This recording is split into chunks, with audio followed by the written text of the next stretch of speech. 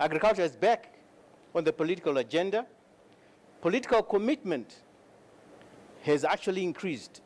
When last I was in Kenya, I had a chat with the PS for agriculture, and he told me, oh, we are only allocating 6, 7, 8%.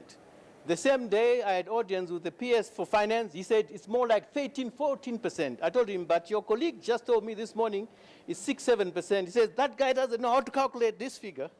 So the argument on the continent is no longer whether or not we should do 10%. It's just trying to prove to everybody else that we're doing it. But CAADP has done one fantastic political thing on the continent. Agriculture is now the leading sector for Africans, where Africans have tried to come up with a collective vision for it and try to organize around it. There's no other sector which has come anywhere close to agriculture. So in reality, CAADP has succeeded more in getting political mileage than it has so far in getting results on the ground, etc., etc. So let me move forward now that you get a trend of my talk. But the failures have largely been in the area of, initially CAADP mobilized people and countries almost on a promise of new resources, but then by confining itself to these investment plans, it created a financial dependency that only donors could respond to, and then the donors did not respond for good and bad reasons. They also did not have the money to start with. They are also getting broke like Africans. But at the end of the day, they didn't put in the money. So at the end of the day, this is a major failure. Actually, CAADP, NEPAD, AUC did not mobilize at all the African institutions. The ADB was hardly involved. None of the regional kind of development banks were involved. And domestic finance was not on the map. The only talk was for foreign direct investment. There was not much focus on capacity institutions. There was no focus on policy reforms. So the implications of those shortcomings in the first decade are that Africans need to regain leadership of this whole process. Africans have actually gained leadership of the CAADP program. There's no question about it anymore. I can talk about it later during discussion if you want. But the leadership that is required is now at country level to ensure that those pushing CAADP know that they are essentially mapping out the plans and the reform processes that they believe in themselves and trying to get then donors to align with them, but be honest about the institutional and policy alignments that need to be led by the Africans. But there's no need to repeat all those investment plans again because it's not going to work. We know that donors no longer want to get involved in policy dialogues because of the OECD spirit, but we also know that some of the members of OECD use that as a basis to then just work around some of the weaker policy and legal environments and get some easier deals struck with their private sector. But the changing global environment, we all know, I'm not going to waste time on this, it's on one hand scary for Africa because we know what's happening, so I won't repeat. But at the bottom there, put in red, Africa is not even on the map because that was a 2010 projection of what the world will look like in 2025. I know the projection might have changed.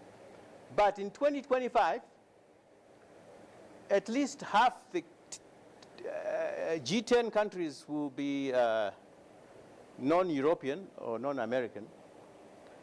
And Africa is nowhere. Of the 5 BRICS, the African one is the only one missing in 2025. So we are not even on this map in 2025. And then in 2050, we are even more absent. But you see, because in 2025, even some of the European countries have disappeared, and the United Kingdom, which was a great kingdom for a long time, will be number 9 on the list. and the Germans number 10.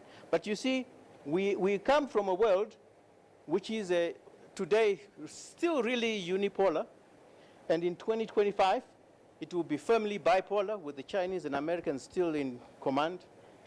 But in 2050, we are in a multipolar world. And it won't pay Africans not to be on that map or not to have our own very strong positions. The only way we're going to do it is by integrating. Otherwise, the 21st century is not an African century, forget it. It will be maybe the 22nd century. We have to integrate or forget.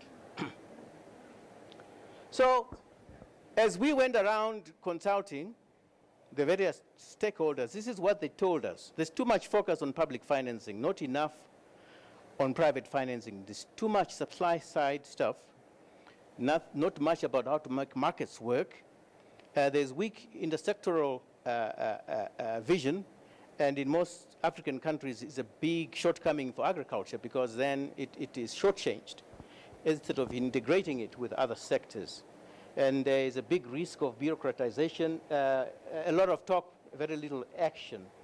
There's a multiplicity of initiatives, most of which have no integrative idea behind them. So so we are all in there, the good, the bad, and the ugly. If you want to make money, and you know some people with deep pockets go and tell them I'm working on CAADP, they might give you something. So people are saying, let's have an integrating idea based on action. I put down here what the heads of states originally asked for in terms of what kind of bold actions. And these are some of the stuff that came out of the consultations. First, there was a directive from the general consultation that CAADP has to help Africa Union to develop a master plan that will get Africa out of food aid dependency, but also go beyond that and be the new breadbasket for the world. Why? Because resources are getting short in the world, land, water, etc., and the whole world is descending on Africa. If we Africans don't make use of that land and that water and the minerals, the rest of the world will make use of it for us. So we do complain about land grab, so do I, but at the end of the day, we are also to blame because we are not getting our act together. I've already mentioned why it is important to get African financial institutions involved, but lastly and probably most important, building systemic capacities at national and regional level. In the public sector, there's not enough institutional reforms, there's not enough policy alignment with plans. The farmers need more collective action because they are mostly small farmers. We need to see the non-state actors being able to be wiser in dealing with our governments. Here, I would say at the end of the day, I mean, the new rising powers in the world, the BRICS, are largely capable of, the state will partner with the business sector with a lot more ease than the traditional industrialized democratic nations. So I don't know that Africa will be able to change much positively without closer relationship between the state and the non-state actors. I think there's improved environment for bold action. I've already said why. But the key issues in sustaining CAADP that came up include these: repositioning, focus on wealth creation rather than poverty reduction. And I've already mentioned capacity to feed itself. The politicians at the top in Africa are beginning to change their language on food security. It's a little bit worrying, but you can understand why. The last I got a report back, they're now talking more about food sovereignty. The food security is no longer an appropriate term. We need to ensure that we have food sovereignty. So I tried to think through what that would mean for Africans who also starting to believe strongly that markets have a role to play, but at the end of it all, it boils down to one thing. I think they're saying when markets fail, and if markets fail, we still need to have the resilience to move forward. So you'll find that resilience has become one of the big items up there. There's need to increase both the quantity and quality of public investments. So there's talk of catalytic financing, public finance that allows for greater private investment. So moving forward, we're really looking at country level, strengthening the country implementation process and capacity for it, bringing more private sector support in the financing, particularly around some of the more promising value chains and platforms, and actually strengthening the quality of planning processes at country level. And of course, the regional level is there to support the country level activities. But the regional integration is a big item under that arrangement. So this is the official, this is official, CAADP, 1 minute. The strategic thrusts to get us to the top, that is creating wealth, jobs, income, etc., are mostly in building capacity, institutions, policy, leadership, supporting farmers in their knowledge, information, and learning processes, and then both domestic and foreign financing. You'll see the major outcomes firmly in productivity, competitiveness, and regional, as well as global integration. So at country level, we're talking implementation. At regional level, we're talking implementation support. So at the end of it all, it's about Africans going back to where we originally were, but modernizing our approach, because the traditional farm, family farm, will still be the main source of growth and wealth creation on the continent. So we have to go back to a renaissance based on small family farms, and farming has to still be a tradition which is passed on to subsequent generations. The idea that young Africans can be educated in a Western sense without being fully integrated in the agricultural activities at home, and hopefully they come back afterwards, it's not going to work. It has to be bequeathed. We have to preserve the gene pool. Holistic resource management, intercropping is going to play a big role. Organic farming, we're already an organic farmer. The whole of Africa is one big organic farm anyway. We should just be doing more of it and selling it to those with more money. So let's modernize Africa, then let's westernize it. The way to do it is to build on already strong elements of our culture rather than actually disbanding them, and these include hard work. We used to have a strong tradition of savings, collective responsibility, and the love for peace and at one with nature. All that is required moving forward, a society built on strong families and strong communities, because we're not going to have economic transformation in rural areas based on weak social capital. We need strong local government, strong community structures that can do both social and business activities. And of course, the answers lie right here within Africa. And the only truth that matters is the one that we are going to discover for ourselves as Africans. So anyway, those to me are the highest values to create the advanced society. Thank you.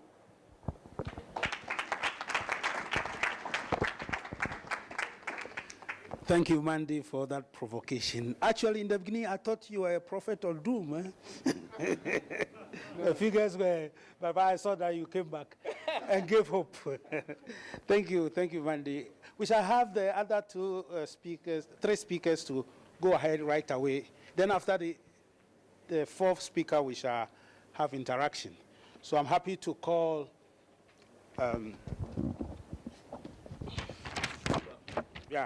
Buba Khan, who is the African Advocacy Officer, ActionAid International. Thank you, Mr. Chairman. Good afternoon. I'll start my discussion with a response to a question this morning when I was asked why 10 years down the line African governments did not meet the 10% budget allocation to agriculture. then I said to the person, it's sheer lack of political will. Because if in 2003, African heads of state seen the desire and need to improve agricultural performance and harness the needed investment, then I think actions need to follow the rhetorics. And I said, it's 10 years down the line, and we have less than 10 countries out of the 54 that were able to meet the 10% budget allocation. Whether the 10% is important or not in moving the agricultural economies is one question, but the fact remains that they failed to live by those calls. There's a clarion call to add up, to put up the 10% budget allocation. Now, I think from my perspective, CAADP is one of the best things that could happen to Africa if the governments and the Africans actually led by the doctrine and the principles being highlighted by Prof here. In that it is one framework, we are told that it's not a program, but a framework, that actually brought in the idea of African ownership, and also is one that also harnesses African expertise to be able to move the Africa agricultural agenda. But what we are seeing is a mix of, as Prof put it, the good, the bad, the ugly. And maybe what I will try to do is try to see, in our perspective as non-state actors, what have you seen happen in the last 10 years that the CAADP is being implemented? Certainly, we've seen progress in coordination, a bit some frustrations here and there, but in many countries, we've seen donors coming together, civil society organizing themselves, farmers being better organized to move on with the CAADP agenda, in reprioritizing their country plans, in reprioritizing their country focus. That is a wonderful experience. And as Prof also put it, we've seen agriculture also coming up as a key priority in African agenda, which is a plus. I think that we can call it kudos to CAADP and the pioneers that are able to put up the framework. But again, moving down to some of the challenges, we've seen in the 10 years, we've seen some problems that are cropping up, in that there is very little to say in terms of the consultation process, as preached in the principles, that it should be a consultative and participatory process. That is still a problem around that, because still governments still feel that the docket of policy making is their domain and they don't want to open up. There are still pockets of resistance in allowing the broader consultation and participation of non-state actors and other players. And like I rightly also said, in the same angle, we've seen very limited attention being paid to some areas. For instance, Africa being largely dominated by women farmers' participation. We've done our analysis looking at the CAADP framework itself. We also look at the investment plans so produced by various countries. And we've seen that the focus on gender, and women in particular, is very narrow. There is not much attention being placed in that. And those of us who understand the African agricultural architect will know that women form a very important part of that. And for them to be left out in the framework and subsequently in the various investment plans that are so developed is quite a big question mark that need to be addressed. And again, we've also neglected, in a way, the youthful population. And seeing that that is being realized now, they are trying to see how they incentivize some ways of bringing attention to youth engagement in the process. And by and large, the wider community's perspective on CAADP is still mixed feelings, but nonetheless, we've seen that there is a backtracking in terms of the donor's perspective, in terms of donor support to the process, and a focus on creating other alliances, because we have seen emergence of the new alliance and others, that if you interrogate, they will tell you that Well, the New Alliance and others are focused, they are there to help or align their support to CAADP. But recent studies and literatures, I think the recent one is by Grain, so that some of those investments are actually undermining CAADP performance, and we need to be able to put them into their perspective, because they quote cases in Burkina where rice produced in areas by smallholder farmers are threatened to be displaced by large investments by those projects that are funded by GASP. So along the same line, we want to see an increasing alignment and support. Okay, so it's like I'm finished with my time, but moving forward, I think we need to re-emphasize that CAADP need to move forward by putting in place a strong focus on women farmers and youth population. Of course, moving around the climate change issues, we need to have more pragmatic response on climate change and resilience building for the society and communities that they are working on. On that, I thank you very much, and look forward to more questions that we can be able to answer. Thank you. Thank you very much, Baba, for your insights and the perspectives you have shared. Let's go straight away to the next speaker, Ousmane Djibo. Ousmane is the GTZ CAADP Support Program Officer, and he is going to share with us from the donor side, I believe.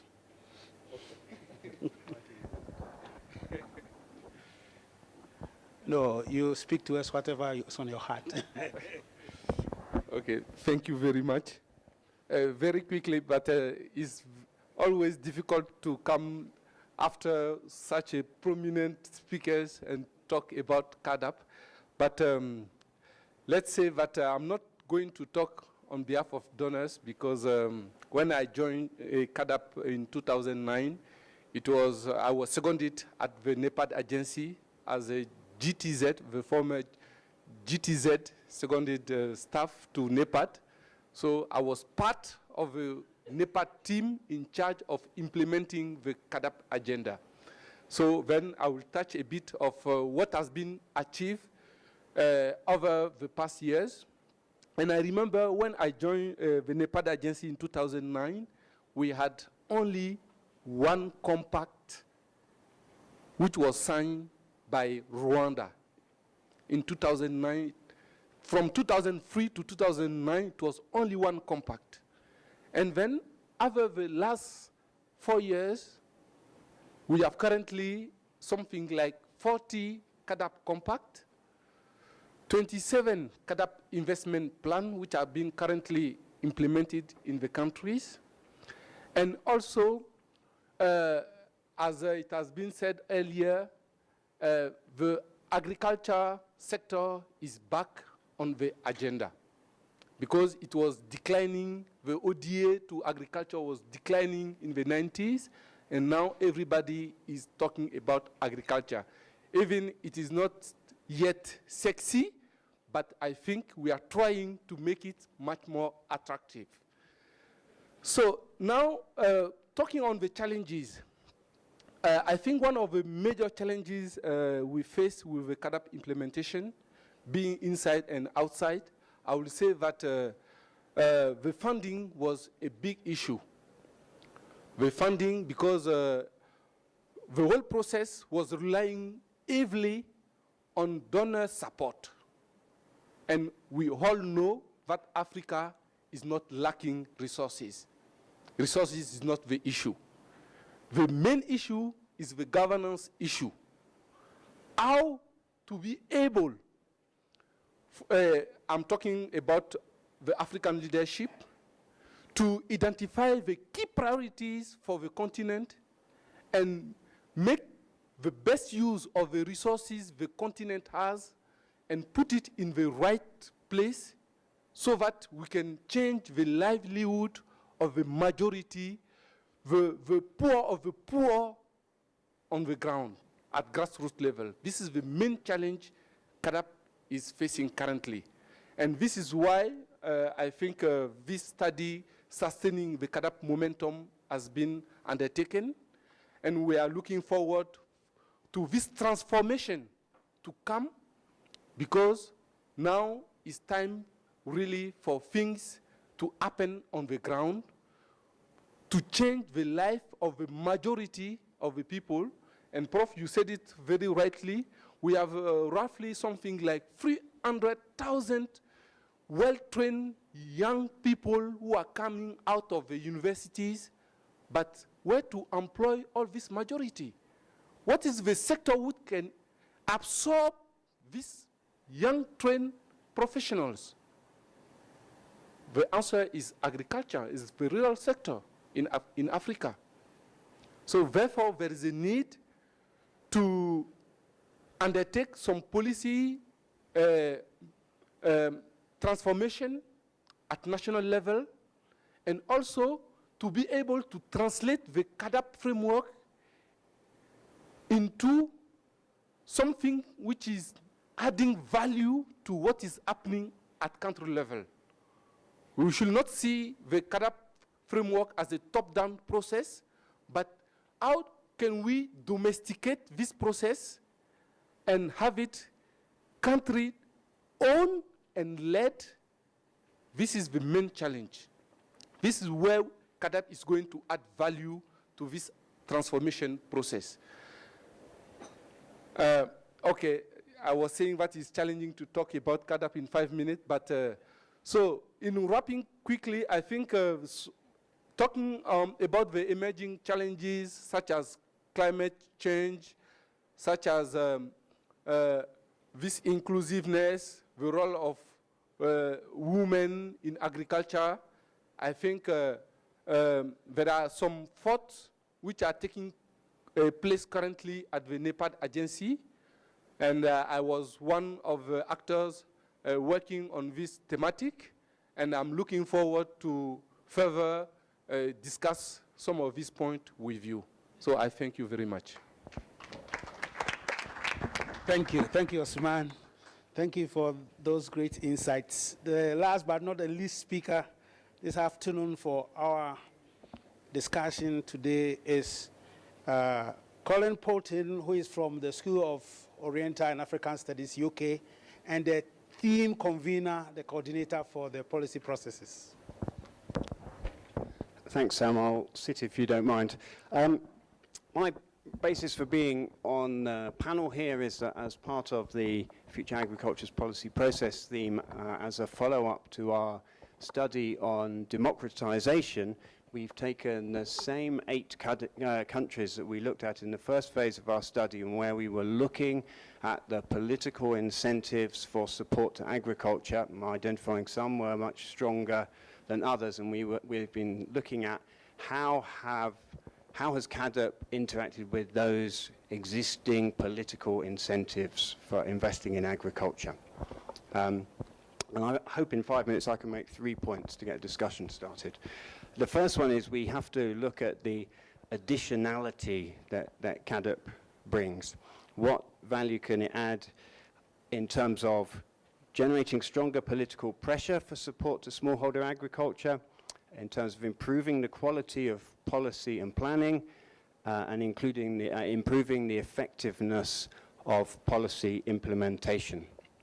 And across our countries, we have some countries where there are strong political incentives and imperatives to support agriculture already. Places like Rwanda, places like Ethiopia, perhaps Burkina, and a lot would have happened anyway in these countries, whether or not CAADP was there, because there's a domestic drive to promote agriculture. So what is the value that CAADP can bring to a context where you already have that drive? What is the expertise, perhaps what are the resources that can be brought to bear? And I would say at the moment the evidence is that it's been modest, what has been brought in terms of additionality, but we have to look at how that can be enhanced.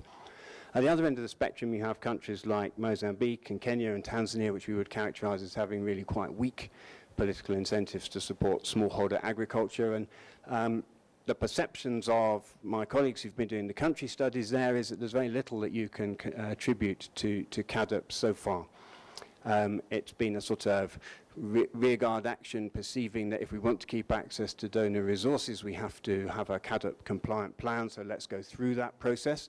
There's been a lot of repackaging of existing plans to make them CAADP compliant, but the problem was the plans weren't being implemented anyway. They existed on paper and they'll still exist on paper. So having a better plan that's CAADP compliant when there isn't the incentive to implement, how does CAADP change that? So that's what I think the issues are, where there are strong incentives domestically to support agriculture. What's the value added that CAADP brings? Where there are weak incentives, the question that we should be asking is, what are the mechanisms and levers that CAADP has as a continental initiative to try and strengthen those domestic political incentives to support agriculture? In terms of the latter question, which I think is the big one, because I actually think that's probably more of our African countries fall in that category of weaker incentives. There are at least 5 levers that CAADP currently has. Number one is getting the commitment of heads of state to sign up to something. And number 2 is the role of the regional economic communities, the RECs, engaging with national policy processes. Number 3 is bringing non-state actors into the planning processes and hopefully into some sort of accountability for what actually happens. Number 4 is strengthening peer comparison across countries, so monitoring performance against agreed CAADP targets, a little bit like there was done with the MDGs and the data collection across countries, so you can see how different countries are performing, and hopefully that will strengthen the hand of non-state actors and others in engaging with policymakers there. That's number 4. Number 5 is donor support and pressure. In 5 minutes, I can't argue the case for each of those, but my starting argument would be that all of those 5 levers have had limited impact so far, and we have to look at why that is and which one of them we can usefully strengthen.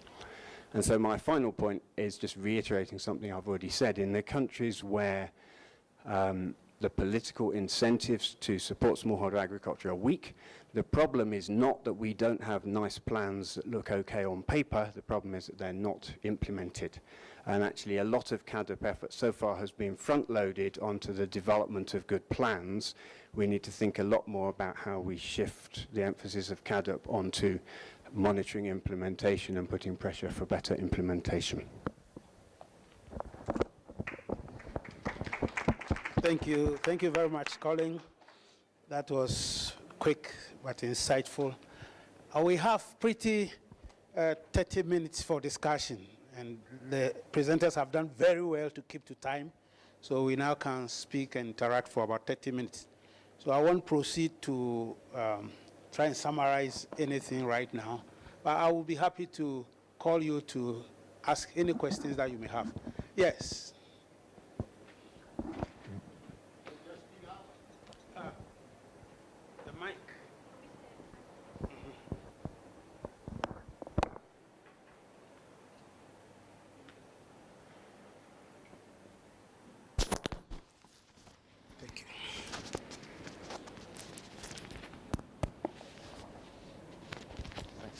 Thanks. Thanks for your good presentations. My question is related to the resource side, or I had 2. The first one is that with all these new extractive development economies coming up based on natural resources, oil, gas, you know, within 5-10 years with good revenue, mobilization, there would actually be plenty of resources. The question is, you know, how do you get that into these kinds of social and economic transformation? That requires prioritizing, that requires totally different pressure, because it's not any longer the donors you're doing with, it's your own governments. How has this been conceived in relation to the planning forward with the CAADP? I think that was totally missing from the presentation so far. They're all talking about donor money, but there are other resources coming on very powerfully within the next 5 to 10 years. And there was nothing about it, and I think that's worth considering, because that's a very important new frontier for resource mobilization. That leads me to the second question, and that is that focus on economic and social transformation. But what is actually meant by this? Usually such processes are very painful. They are about dispossession, they're about accumulation, they are about efficient production, they are about concentration, they are very messy, in other words, but also rewarding if successful. But what kind of social and economic transformation is actually thought about here? Are we actually talking about these hard, tough things, or is it just that increasing the half hectare to 1 or 1.5 to 2, or what is it actually we are talking about when we talk about social and economic transformation? I think that's quite important to get up front because it's contentious. There's a lady right here.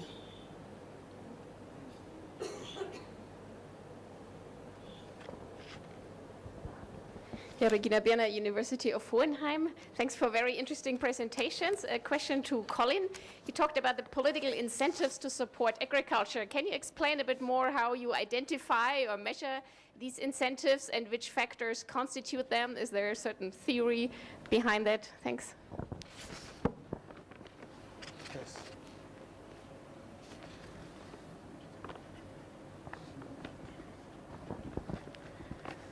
My name is Mercy and I work for Winrock International. Do you think the Maputo commitment of 10% and the 4 pillars are of equal relevance in all African economies? Thank you. Yes. We'll come to this side first and go back again, please.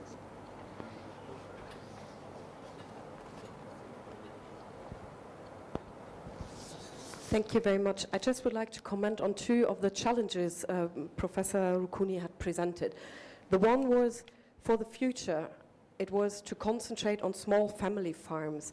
I would like to get particular Ousmane's, but anybody's from the panel reaction to that, because Ousmane, you emphasized a lot on employment, and I wonder whether this rural youth and the question of employment is not more burning than pinning it down to small family farms as a model, instead of looking more into the broader rural economy and rural employment for youth. And the second one is on the resource question. Again, there were other comments to that, but Professor, you said we focus too much on public finance and too little on private sources. That might be true, but still public, I mean, CAADP as governmental heads sitting together making decisions is about public investments. So I would like to hear from anybody, all of you, about, if you look at them and what Colin was asking, now measuring implementation, which of the countries you think have already started successfully implementing part of the investment plans with mobilizing enough public resources, and which are lagging behind, and why is that so? Thanks. Just to give some examples. Thank you. Next.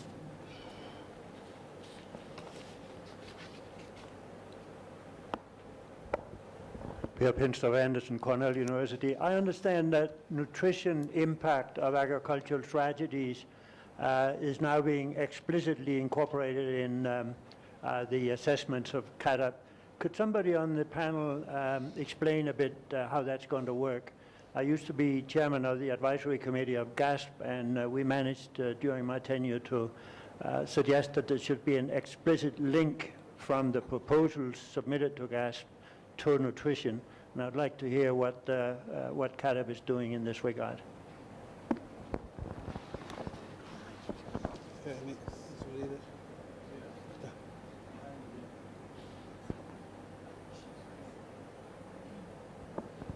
Thank you very much, Chair. When Professor Mandi indicated that the 10% agreed upon by the presidents was political, it had no scientific analysis, I got extremely worried. That really after 10 years, we at our level were still talking about 10%. We've not really checked whether that has any relevance and whether that 10% is related to 6% growth, and also knowing for sure that our ministers of finance, ministers of agriculture, ministers of trade, and their advisors were in Maputo advising presidents on this 10% and 6% growth, and that this was political and there's no scientific, then Chair, I'm actually very worried. Thank you. Okay, maybe two more, and then can we go to the lady on this side? Two more, and then we can ask them to respond. There have been a number of studies which show that funding for agriculture by donors is fungible. Okay, basically it means that if the donors put more money in, then the countries put in less. Okay, and that has been shown very clearly. So, if you isn't it, wouldn't be an implication of that if you truly want country-owned programs and country-implemented programs, you should send the donors home. It wouldn't make any difference for your funding because the governments would eventually be forced to come up with the money. And in addition to that, since the African economies are growing at 4.5% to 5%, there's plenty of fiscal resources around, so donors go home. Okay, the last one before we hear from them. Yeah, I think that the question of incorporating or thinking more carefully around the youth involvement in CAADP needs to be taken on board. I don't know, when I was growing up, we were just told we must all do agriculture, and it was compulsory, or else you wouldn't get an O-level. And we were told as graduates by Kamuzu at the time that if we weren't prepared to go out in the fields and dig, even if we had degrees, then, you know, they had no use for us. So I don't know whether one should be giving it I don't think the issue of choice is one that at this stage we should be considering. I think as an issue of responsibility to the next generation, we need to look at how we're going to be looking at agriculture and the relationship with nature and the environment to bequeath to them. It really is a critical issue of survival in a time of climate change. It's an issue of heritage. It's an issue of even long-term property. We do not have pension funds to offer them other than the land and entitlement. So I think that we just can't sort of like say, oh, you know, it's a choice. It's not a choice. You have to look at how young people and younger generations are connected to how their food is going to be grown and how they're going to be surviving in future generations. Okay, thank you very much for your questions. We shall turn to the panel and ask them to, in turn, respond to these questions. Shall we start with you? Yes, start with you. Colin. Okay, let me start with, there was one that was directly addressed to me from Regina, so let me start with that one, about these political imperatives. I will say that as we were working and looking at this, we used a sort of inductive method, and we were iterating between theory and what we were observing. And inevitably, in that, there's a certain circularity in logic there. But part of the circularity in logic, I think, is unavoidable. If you'll excuse me bringing something from the Bible in there. Jesus said lots of people will have fine words, but it's by their fruit that you will know them. So people will say all sorts of things, but what do they actually do will actually show where their real commitment is. So some of the indicators of commitment, therefore, will be sustained funding. There have been countries which have been funding well above 10% even before CAADP came in, and there were reasons for that. More specifically, you know, I think we are fairly confident that investment in some of the core public goods on roads, perhaps extension, perhaps irrigation, but there are some core research, and there are some core public goods which have best returns for agricultural growth. Let's have a look at which countries are actually doing that. The countries that really know we have to get this right because our future depends on it, will find a way of investing in those sorts of things. So the composition of the expenditure is an issue. Following on from that, an attitude of learning. The textbook would tell us in a policy process that you set up what's your objective, what's the best way to achieve it, you do it, you evaluate it, and then you change it to try and do it better if you're not meeting your objectives. How many African countries really do that in their policy making? And yet in our countries, which we classify as having high political incentives, in Rwanda there's a very high level of learning, very quick response to things as they evolve on the ground. Is it working? No. What have we got to do to make it work better? Because they know they have to succeed. In Ethiopia, there's an element of that, although they have their very strong political control logic, which constrains which options they're willing to consider. But within the sort of constrained choice set that they're willing to contemplate, they do quite a lot of learning there. So I think learning approach is a good indicator of somewhere with high political incentives. And then you should be able to tell some sort of story. And the countries with the real political incentives are the ones that know that it is critical that they invest in agriculture. Every government has multiple objectives, and we all know if we've got 5 deadlines and we're going to have to let 3 slip and meet 2, we'll go for the 2 which we think are the most important to us. You know, it's just human nature. And that's the same for governments. They have multiple objectives, and when push comes to shove, which are the ones they really prioritize? And it's the governments that know we have to deliver on agriculture that will come through and do that. And those are the governments that we observe who have the strong political imperatives. So I'd very quickly say something about other. Lars's point about minerals, and this links to Hans's point about there's plenty of other resources around. Yes, well, there's absolutely no logical flow that just because there are resources, they will go to agriculture. That was what Adebayo was saying yesterday morning, the history of past resource booms. In Mozambique, Lars, which I'm sure you know well, the fact that there is loads of money coming in through minerals and the economy is growing rapidly, could be say, well, do we really need to bother about smallholder agriculture? So it can go the other way. It doesn't necessarily go to say that that money will be invested in agriculture.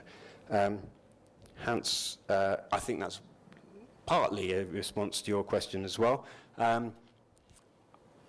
I've been trying to get my head around what I think of Dambisa Moyo's arguments about aid, and I haven't really thought through her arguments of countries rely more on bond markets, although there seems some attraction to that in that the accountability mechanisms through the bond market may be more effective than through the donors, and therefore that's something I would like to think about more. That's all I'll say there.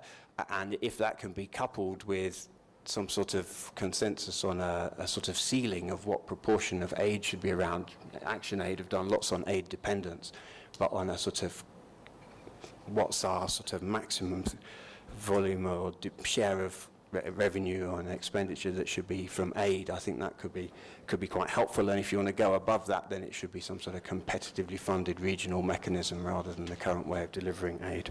So anyway, let me put that for now. That's a bit off the CAADP topic though. Okay. Okay, thank you. So how to make the transformation happen on the ground? I think this is a very key question. And to make it happen, I think we need, speaking from the perspective of Africans, to make African leadership accountable to what they are doing on the ground. If you know that you are not doing something which is going to be beneficial to your population and you are not going to be re-elected, then there is food for thought there. I think this accountability is a key measure. And another one is a transparency. And this is why in one of the CAADP principles is about inclusiveness. Not only few officials in the ministry working on the policy framework, but all the key actors, also the ones who are benefiting from this support should be part of the process, meaning the farmer organization, the civil society organization. I think this transparency is very key in the CAADP process. And another one is the peer learning process. I think some of the experience which has been very successful in other parts of the continent could be taken and adopted and adjust in other contexts also. This is also very relevant to make this transformation happen. Otherwise, we'll not go anywhere. So, and the question, if all the Maputo Declaration and the 4 CAADP pillars are all relevant to all the countries. It's like a car. If you have the wheel, you don't have the fuel, the car will not drive. But it doesn't mean that the fuel is much more important than the wheel. No, you need all of these elements to come together.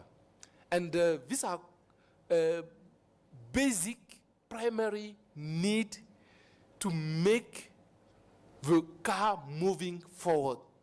If one element is missing, then the car can't move, even if it's a small part, you see. So, but I understand what is beyond your question, because some of the countries, African countries, were reluctant in embracing the CAADP principle, saying, oh, this CAADP thing is not for us. We are much more advanced. We are not dealing with subsistence agriculture. But it's very important, because even in these countries, if you look at the Gini coefficients, the gap between the majority who is at the grassroots level, who has no employment, and the few people who are on the top, then it gives a lot of staff to think about how to create employment for these people, and therefore agriculture can be very attractive and also very sexy for them. So what are the best practices where in the 10% budget allocation? So I think it has been already said, we have more or less 10 countries who have allocated 10% of their public expenditure to agriculture. Some of them, Ethiopia, Rwanda, Burkina Faso, Uganda, and so on.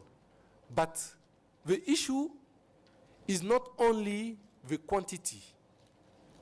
Beyond the quantity, there is also an issue of quality. Where do you invest this 10%? And this is why some analysis, modeling work has been done in order to help the countries to find what are the source of growth with the highest return in terms of if you invest $1, how much are you going to get from this $1? And the nutrition aspect, yes, we know that nutrition is part of the CAADP Pillar 3, which is about food security and nutrition. But then it is a cross-cutting issue. We all know that the nutrition aspect can't be tackled only from by the Ministry of Agriculture. There is a health aspect on it, and there is also, how to put it, an issue of children. So, because we know that in most of the African countries, the children under the years of 3 years are very affected by the nutrition problem, and therefore they are handicapped for the rest of their life. So how this issue is taken into consideration, this is why we are saying that we need to have an inter-ministerial approach so that we are well equipped to tackle the issue of nutrition. So very quickly, the issue of sustainability, of if there is choice. Yeah, I know when we look at agriculture, the sustainability issue is a main issue, and with the climate change is becoming much more burning. But I think this is where we need to think differently, how to do business differently. We can't continue to do business as usual. We need to think out of the box to see what is the majority of our population who are relying on agriculture, what is going to make our economy healthier, and what are the key drivers for this change. This is why we say agriculture and all these cross-cutting issues, gender, are very important in moving the CAADP agenda forward. Thank you.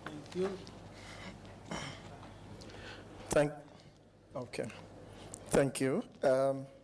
I'll just attempt to answer a few of the questions. The first I will try is how the social and economic transformation relate to the CAADP. In terms of growth, the 6% growth, I think what we're trying to see is how that growth translates into poverty reduction, and in seeing growth in, not in economic terms, but in real sense, how people's life have improved over time, how farmers are able to, scale up from the line of poverty to a life that is more sustainable and more fulfilling, and that relates to what Prof presented around wealth creation and income generation.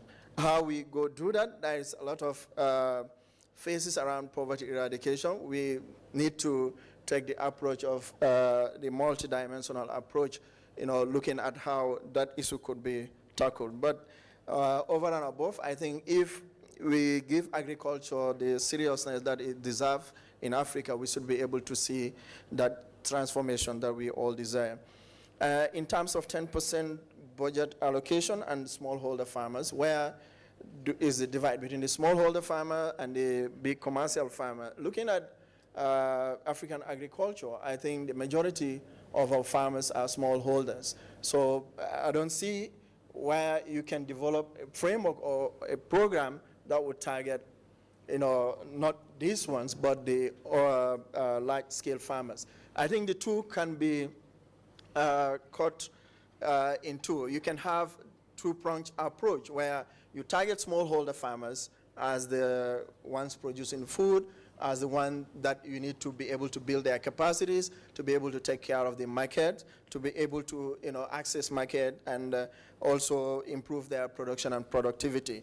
Either bringing them together into cooperatives or mobilizing them to be able to have a voice to demand for services and to be part of the process is actually ideal. We've seen the case of China yesterday when they were presenting that their focus was on smallholder farmers, and we've seen how that was able to take them out of where they were and now where the situation currently is. In terms of public investment versus private investment, in as much as we want to say that private investment in African agriculture is quite welcome, but I think here, looking at the CAADP commitments, we are talking more on public investment and how government could be able to, play the leading role in setting the scene, in not depending, so much on outside. Charity begins at home. Let them see to realign their finances behind their priorities. Seeing, that looking at the budget architecture, you've seen that many of the countries are putting in more resources into defense, into, some areas that are not a priority to the citizens. How can we get that right? To get the agriculture is now on the, on the agenda, but let it be backed by resources. Otherwise, it won't work. So that's where we are focusing more on the public investment, at least from the side of non-state actors that we want to promote. That public investment and quality investment, for that matter, that we want to see. Because going down, we want to see where is that 10% going into? Is it staying at the national level? Is it only funding transport or vehicles or travels?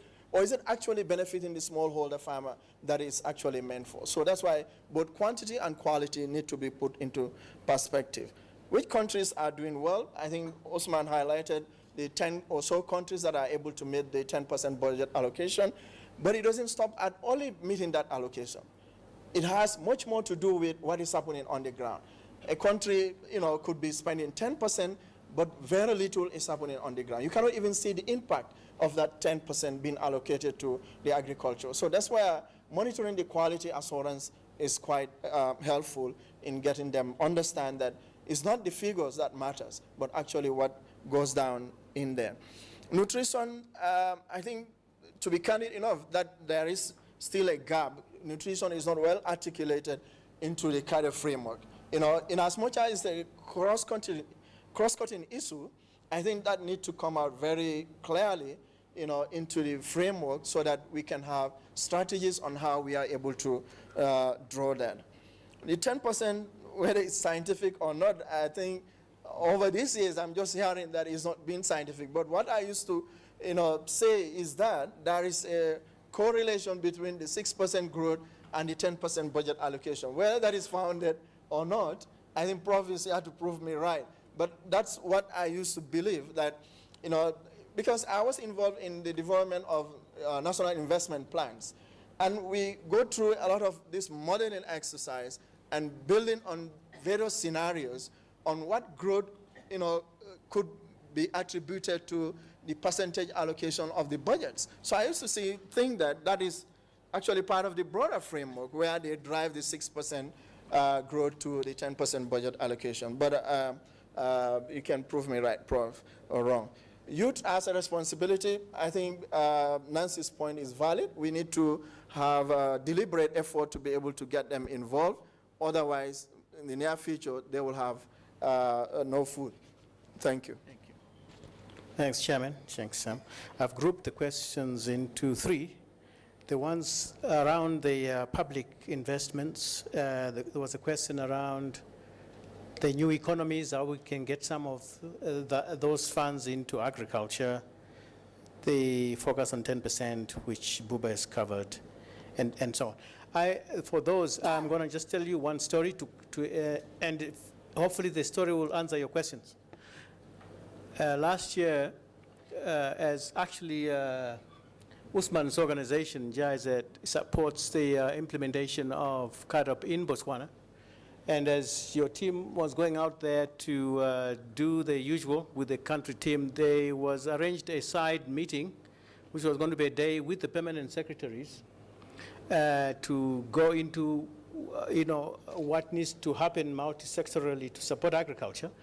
And I was asked to kind of facilitate the meeting of the permanent secretaries. And the interesting thing was, for a start, Botswana is a middle-income country.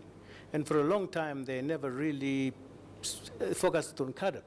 Now, all of a sudden, they are bringing in CAADP to deal with a situation which, if I summarize it, in Botswana, they are seeing themselves probably facing a new challenge. Diamonds are going to run out.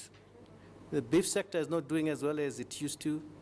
And it's possibility that they may start having some food security challenges, and no government wants that. But at the retreat of the permanent secretaries, the permanent secretary for finance was there all day, which was unusual. But if you walked into that room in the morning, it was not going to be difficult for you to figure out who the permanent secretary for finance was, because he was seated like, he just didn't want to be there because they forced him to go there. I'm sure he didn't want to be there. Why? Because every permanent secretary in Africa knows that agriculture is a potential black hole. I mean, they are afraid of being asked to subsidize inputs, they don't look forward to engaging this issue of public sector in agriculture. So I had to figure out how to get him interested. So after about a couple of hours, I then turned around the conversation and said, look, there must be a way of doing these investment plans and structure the deals so that in actual fact, $1 of public investment can actually trigger maybe $2 or $3 of private sector investment. And then all of a sudden he woke up And we could not shut him for the rest of the day. So if you really want to engage the issue of new monies and how they end up in agriculture, you have to convince both the ministries of planning and finance and the banks that that money will trigger new wealth and new value if it goes into agriculture. That's the challenge you're facing. But still on that, so that's the story in Botswana. 3 months later, I was asked to do my next one because that one went very well. And this time it was the Seychelles, another middle-income country which does not give a hoot about CAADP, actually. But there I was asked again, the country is trying to do a food security policy, but they wanted somebody from CAADP to come and facilitate a cabinet retreat. The ministers wanted to discuss this issue. So I got there 2 days ahead of time and found that actually the FAO had done a brilliant job over the years of analyzing all these issues. IFPRI, all the big internationals had actually done some work. But they wanted somebody from CAADP to come and facilitate this session. So anyway, I then spent the day with these ministers, and believe you me, they spent the whole day at the session. The issue was, in 1986, the Seychelles scrapped the Ministry of Agriculture. They don't have a Ministry of Agriculture. They said, we don't need this thing. We're a middle-income country. We can import all the food we want. In fact, agriculture is competing with tourism for land, etc., etc. So they scrapped the thing. And you know what happened after 2008? The cabinet started arguing, and the cabinet is split right through the middle up until today. About a third of the cabinet are market fundamentalists who say it doesn't matter. We don't need a Ministry of Agriculture.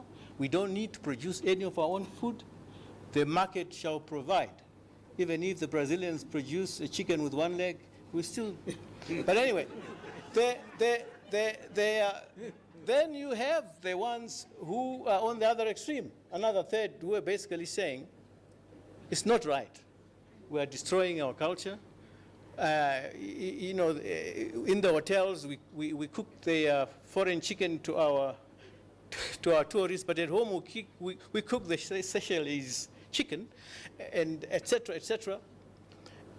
And most interesting was the Minister of Health. The Minister of Health actually produced figures to demonstrate that if we produced our own food, which is healthier than what we are feeding today, it will cut the health budget by a huge amount, because we Africans are not used to these new diseases of lifestyle, diabetes, hypertension, cancers, and all that kind of stuff. Now, he argued quite convincingly that you just can't leave food because you just can't eat everybody else's food and we don't produce our own food. The long and the short is, I concluded the reason why the Seychelles government asked for a CAADP facilitator was because they could not have that kind of a conversation if it was a donor or a multi with a World Bank. They could do it with another old, retired African professor. He told them a few stories, they relaxed, and they honestly converse. African countries and governments are desperately looking for space for honest policy dialogue without thinking about what the donor is going to say. So that space needs to be cultivated. And if CAADP plays its cards well, it will fill that space. Second set of questions, I'll be quick on this one, Chairman, because it's to do with the small farms, the youth, and so on, and the social and economic transformation, which I think Buba did a good answer. The bottom line, and I know that Hans has done a lot of work to demonstrate that. I know Umalele has done work on total factor productivity to demonstrate that countries, particularly in Asia, China, India, Thailand, etc., who have pursued a small farm development policy are still industrializing. They're not going backwards, but it's more inclusive growth. And when you look at productivity of those same factors in the industrializing part of the economy, it's going up, but we go back to the rural areas, productivity is also going up. But in Brazil, it's the opposite. Productivity goes up in the industrializing sector. It goes down in the rural sector, at least up until a certain point. So you create more poverty and a tougher level of poverty. The fortunate thing about the Brazilians is they've got huge budget surpluses now that they try and filter into social programs. There's not one African country which can afford that strategy. There's not one African country with so huge budget surpluses they can even attempt to do it. We'll have to work ourselves out of poverty. And the youth, it's the same thing. It's workforce configuration, looking forward to how we can today perceive an industrializing, urbanizing Africa where the skills we're training, there's too much public sector training programs in universities and colleges. We need to see more private sector type training programs which prepare our youth for the higher level jobs as we industrialize. And finally, the last question is, Hans' thing about the donors must go home. Yeah, well, they will eventually go home, not now, but they are starting to. But I think there is enough evidence to show that for Africans, the disappointment with not much donor investment in the CAADP investment plans was one big surprise for me. I never went to one of my consultative sessions where anybody was whinging and complaining, oh, the donors didn't pay up.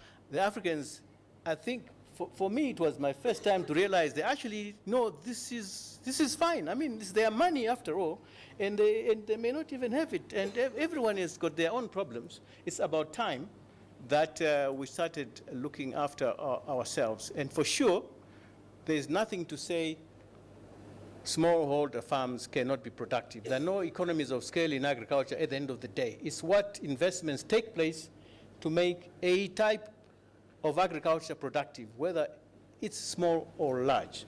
And just a fact that so far, small farms are the largest. If most of Africa had been colonized by the Chinese or Indians, we would still have small farms throughout, probably. But we were colonized by the Europeans who had transformed into large farms. That's why it looks like it's a natural thing to do. It's not necessarily natural. Thank you. Thank you. Thank you very much, all of you. And I think I can conclude, Mandi, that you are full of interesting stories. Thank you. Thank you, all of you, for all your perspectives. We are actually behind time, so I can ask Colin to give us some, no housekeeping, all right. It's already 10 minutes into the tea time, and the next session will start at 4 o'clock sharp. So please go for your tea break and then the next session. Thank you very much for your attention and contributions.